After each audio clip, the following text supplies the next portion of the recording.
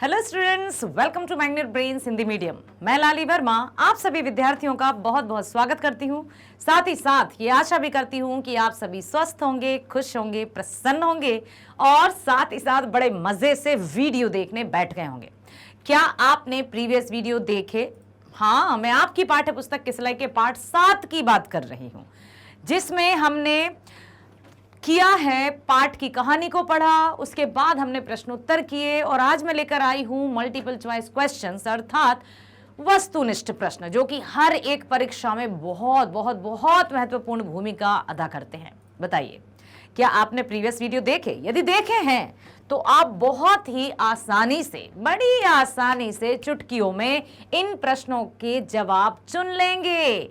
तो चलिए, पहला प्रश्न है, ठेस कहानी में मां की दुलारी बहू कौन सी है? बताइए, बताइए जल्दी कि ठेस कहानी में मां की दुलारी बहू कौन सी है? लाड़ भरी, बड़ी भाभी, मंजली भाभी, संजली भाभी या छोटी भाभी?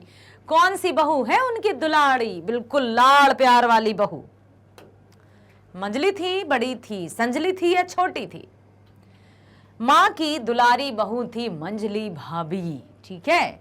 और वो जरा जरा सी बातों में रोने भी लगती थी। याद है, सिरचंद द्वारा कुछ कहा गया तो वहां जाके रोने लगी थी। फिर सबने उनको समझाया, अरे किसके मुंह लग रही हो, उनके मुंह लगोगे तो ऐसा ही होगा। तो बेचारे सिरचंद को बुरा भला सुनना पड़ा था, याद है। चलो अब चलते हैं हम अगले। ठेस कहानी में सिरचंद से कौन जली भुनी रहती है? अब जली भुनी रहना अर्थ क्या होता है? हाँ, चिड़ी चिड़ी रहना और एकदम चिड़ चिड़ तो सुनी होगी ना, चिढ़ना, सीधे मुंह बात ना करना, सीधे मुंह बात ना करना। कौन कौन बताओ? चाची, भाभी, मां या काकी? सिरचंद से कौन जली भुनी रहती थी? सिरचंद को कौन खरी खोटी सुनाती थी? जब भी मौका मिले छोड़ती नहीं थी उसको खरी खोटी सुनाना। जल्दी बताओ, किसको याद है?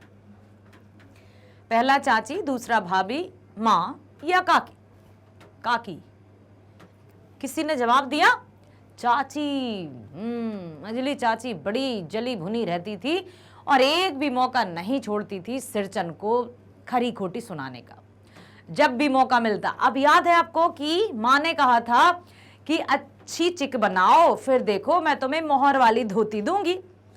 बहुत खुश होकर सिरचंद बनाने लगा था चिक, लेकिन जैसे ही चाची ने देखा कि ये तो बड़ी सुंदर बना रहा है चिक, इससे पहले तो कभी ऐसी चिक नहीं बनाई, तो भाभी कहने लगी, अरे वाह सिरचंद, तुमने तो बड़ी सुंदर चिक बनाना शुरू कर दिया है, ऐसी चिक तो आज तक नहीं देखी, ऐसी डिजाइन। चाची क्या कहती हैं? हाँ, बनाएगा क्यों नहीं, धोती तो मोहर वाली एक तरफ, हर दिन मिठाई जो खाने को मिलेगी और चटोरा जो ठहरा तो बनाने लग गया चिक। ऐसी खरी खोटी सुनाती थी उसको, जली भुनी सुनाती थी सिरचंद को मंजली चाची।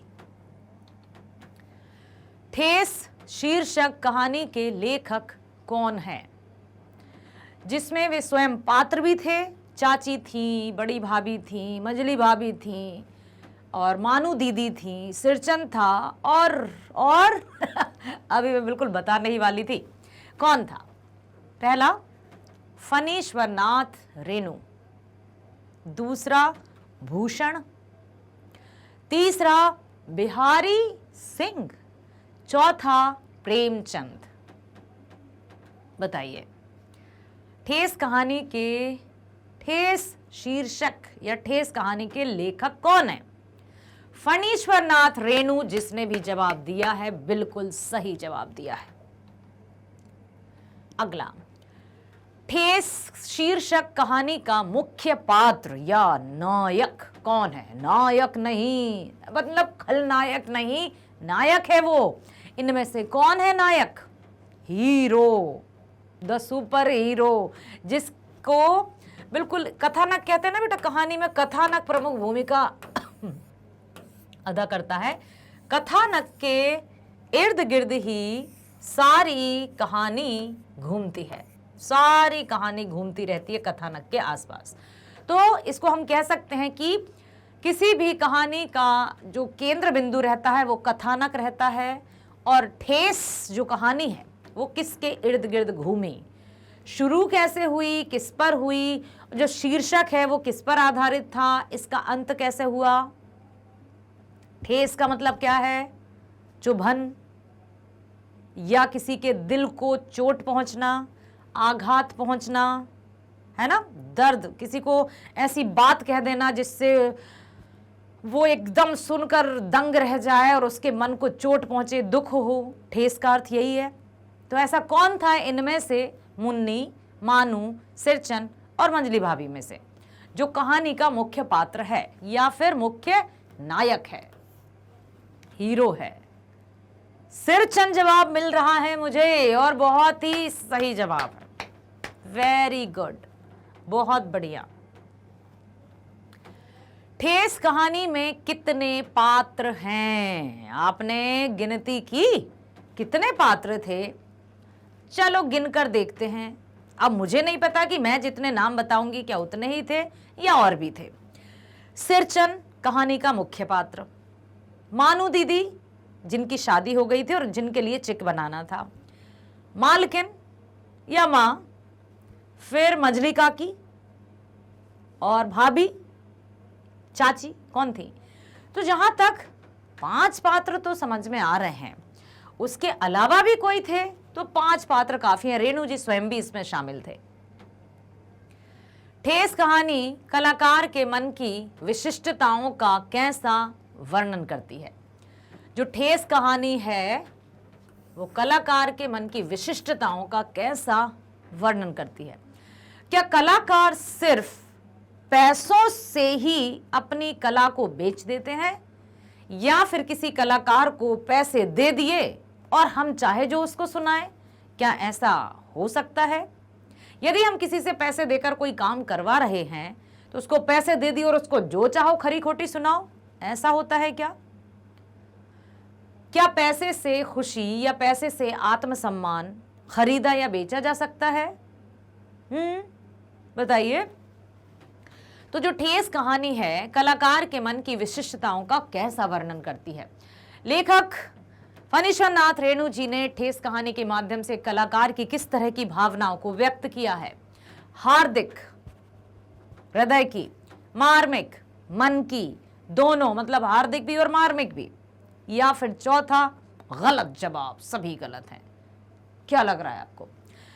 ग लग रहा है क्या, या यस मार्मिक? ठीक है, कि मन की जो ठेस कहानी है उसमें कलाकार के मन की, अब देखो मन दिया है इसलिए मार्मिक सही जवाब है। हृदय दिया होता तो संभवतः हार्दिक जवाब सही होता। इस तरह से कुछ हम ना बड़े सोच समझकर उत्तर देंगे तो सही उत्तर पर हम पहुंच जाएंगे। अगला, ठेस कहानी में कहां की लोक संस्कृति का प्रभावी वर्णन है? अब बताइए, अब नहीं बताऊंगी मैं। कौन सी या कहां की लोक संस्कृति की का प्रभावी वर्णन है? कौन सी जगह? पहला दिया है मगध की, दूसरा दिया है भोजपुर की, तीसरा दिया है उत्तर प्रदेश की, और चौथा दिया है मिथिलांचल की। जिसने ध्यान से पहला वाला वीडियो देखा है, ध्यान पूर्वक कहानी को सुना और समझा है, उसके मस्तिष्क में तो जवाब आ गया। अब बताइए कि ठेस कहानी में कहां की लोक संस्कृति का प्रभावी वर्णन है? कहां की संस्कृति का? मगध, भोजपुर, उत्तर प्रदेश या मिथिलांचल? बताओ। Mithilanchal. Very very very very good. जिसने ये जवाब दिया है सच में मान गए बेटा आपको कि आपने ध्यान से सुना है। अगला, अगला है ठेस कैसी कहानी है?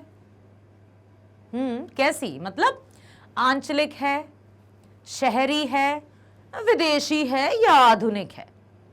आंचलिक मतलब ग्रामीण की है, गांव की झलक जिसमें दिखती हो, अंचल की झलक ग्रामीण कह सकते हैं, ठीक है।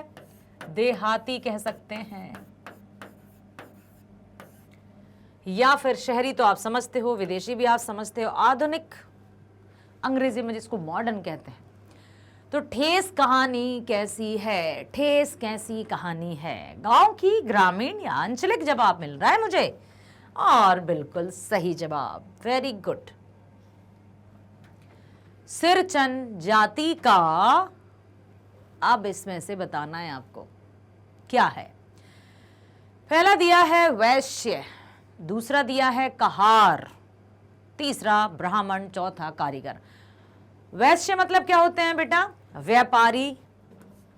आपने 4 वर्णों के बारे में तो सुना होगा ना। पहले क्या क्या वर्ण हुआ करते थे? ब्राह्मण, ठीक, फिर क्षत्रिय, फिर वैश्य, उसके बाद शूद्र। ये 4 जातियों में, 4 वर्गों में, वर्णों में समाज विभाजित था। और ब्राह्मण पूजा पाठ, ज्ञान अर्जन, ये काम किया करते थे, ठीक है। उसी के साथ क्षत्रिय युद्ध, रक्षा, इस तरह के काम किया करते थे। वैश्य व्यापार किया करते थे, और शूद्रों को सिर्फ सेवा का काम दिया जाता था, सेवा करना, बस दासता समझ लीजिए। तो अब सिरचन जाति का क्या था? क्या कोई व्यापारी था? नहीं। कहार, कहार किस में आएंगे? कहार मतलब, कहीं कहार शब्द सुना है? चलो रे डोली उठा लो कहार, पिया मिलन की रुत आई। मतलब जो डोली उठाने का काम करते थे, जब ससुराल से बेटी विदा होती थी, मायके से जब बेटी विदा होती थी, तो डोली को उठाने वाले जो रहते थे, कहार, 4 कहार लग जाते थे। तो कहार था क्या? नहीं, ना तो ये था, ना तो ये था। ब्राह्मण नहीं था, कारीगर था। तो यहां पर सही जवाब क्या है? कारीगर। सिरचन ने किसे पानी कर दिया? पंचानन चौधरी के बड़े लड़के को, पंचानन चौधरी के छोटे लड़के को, पंचानन चौधरी के नौकर को, या पंचानन चौधरी के मुंशी को। वो जो बड़ी बड़ी बातें कर रहे थे कि इन्हें तो बस पेट भर के भोजन मिल जाए, तला हुआ खाना मिल जाए, तेल मसाला मिल जाए, फिर तो इनसे कोई भी काम करवा लो, और कोई काम धाम तो करना नहीं। कौन कह रहा था? पंचानन चौधरी के छोटे लड़के ने। जब उसको खरी खोटी सुनाई तो सिरचन ने भी अच्छे उसको पानी पानी कर दिया था, शर्मसार कर दिया था, ऐसा जवाब दिया था। सिरचन को घी की दाढ़ी या खकोरन के साथ क्या पसंद था? हाँ, जैसे हमने चर्चा की थी, एक बड़ी सी मथनी में बहुत सारा दूध डाला जाता है, फिर उसमें जैसे यशोदा मैया नहीं मही और दही निकालती थी, फिर उस तरह से मठा बनाया जाता है, ठीक, और फिर उसको चूल्हे पर, बड़े से बर्तन में चूल्हे पर रखा जाता है, और उससे घी बनाया जाता है कढ़ाई में रखकर।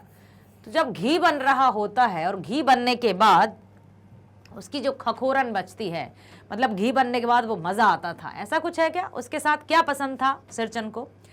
खा दिया है चूड़ा, खा दिया है चीनी, गा दिया है चना, और घा दिया है नमक। तो घी के साथ उसको चूड़ा पसंद था और मजा आ जाता था उसको खा के।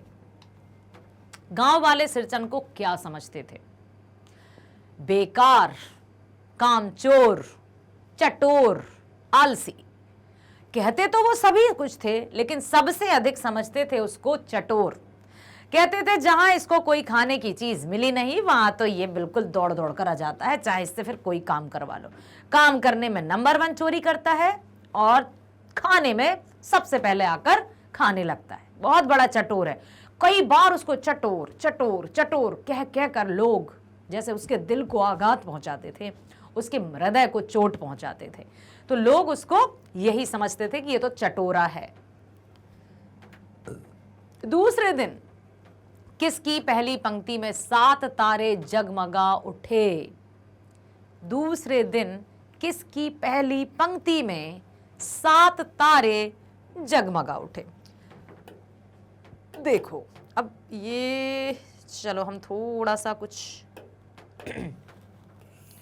बिल्कुल बारीक बारीक करते हैं, है ना। इसको हम थोड़ा सा चिक बना रहा था। कौन बना रहा था बेटा? चिक। चिक बना रहा था सिरचन।